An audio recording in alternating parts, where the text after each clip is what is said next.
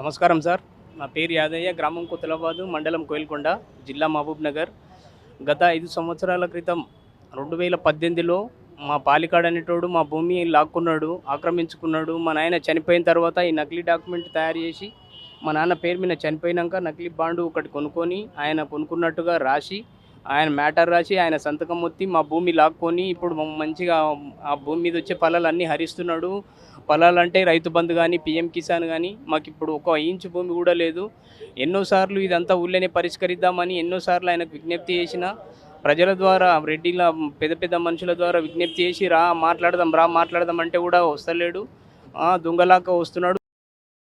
అక్రమంగా భూమి లాక్కొని ఇప్పుడేమో రావట్లేదు. మేమేమో ఇంతకుముందు వచ్చాను నేను, రేవంత్ రెడ్డి గారు కనీసం వాళ్ళు చేస్తారని ముఖ్యమంత్రి గారు మా మా సమస్య పరిష్కరిస్తారని ఇంతకుముందు లెటర్ ఇచ్చినాం. నాకు ఎలాంటి రెస్పాన్స్ రాలేదు.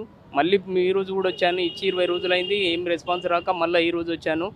అండ్ ఈ భూమి మాకు మా నాన్న చనిపోగా ఈ భూమి జరిగిందని తెలిసి మా అమ్మ గుండె అది జబ్బుతో చనిపోయింది. ఆమె హార్ట్ అటాక్ వచ్చి చనిపోవడం జరిగింది.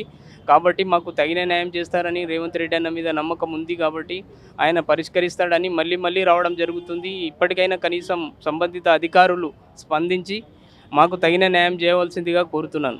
సో ఇంతకుముందు వచ్చి రావడం జరిగిందా మీరు? అంటే ఇంతకుముందు వచ్చి వచ్చి ఇంతకుముందు ఆ భిక్షపతి అధికారికి ఇవ్వడం జరిగింది లోపల. ఆయన ఏమన్నా అంటే కంపల్సరీ వస్తుంది, మీరు ఏమన్నా ఇవ్వండి సార్, మాకు ఎక్నాలజ్మెంట్ లాగానని ఇవ్వండి, మీ నెంబర్ అని ఇవ్వండి అంటే నేను ఇవ్వను, కాకపోతే మీకు ఎస్ఎంఎస్ కంపల్సరీ వస్తుంది, వాళ్ళు సంబంధిత అధికారులు మిమ్మల్ని పిలుస్తారు, మిమ్మల్ని వాళ్ళని పిలిపించి ఎంక్వైరీ చేసి పిలిపించి పరిష్కరిస్తారు కంపల్సరీ అని చెప్పారు. ఇప్పటివరకు ఫోన్ రాలేదు, ఎస్ఎంఎస్ రాలేదు. దానికోసం సరేలే మళ్ళీ రాలేదు, మళ్ళీ ఒకసారి విజ్ఞప్తి చేద్దామని మార్నింగ్ వచ్చాను. మార్నింగ్ మళ్ళీ లెటర్ ఇచ్చాను. వాళ్ళు అడగడం జరిగింది ఎందుకు రాలేదని. మళ్ళీ ఒకసారి వాళ్ళకు వివరంగా చెప్పడం జరిగింది.